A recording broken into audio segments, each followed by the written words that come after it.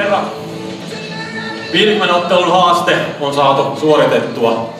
Ja jotta haaste on suoritettu hyväksytyksi, Jeren olisi pitänyt voittaa yli puolet otteluista. Ja täällä on uunituoreet tulokset.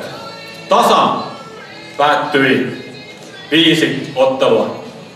Haastajat voittivat 17 ottelua ja Jere on voittanut 28 ottelua.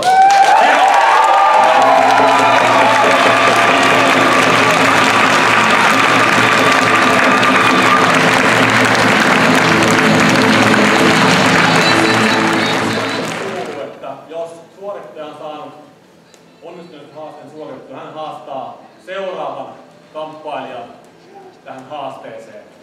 Ja Jerellä on varmasti hyvin aikaa tässä miettiä, kenellä haastaa ottelijoista tähän haasteeseen. Joo, tosiaan kriteerit oli, että kuka tekee hienoa hipponen, ei tuli sillä pari hipponia. En kyllä muista enää ketään ne oli. Mutta kyllä tää nyt kohdistuu naiseen taas tällä kertaa. Eli se asenne, mikä oli tuossa ottelun aikana ja tatamilta lähtiessä, niin se on niin keskittynyt. Katja Anoskin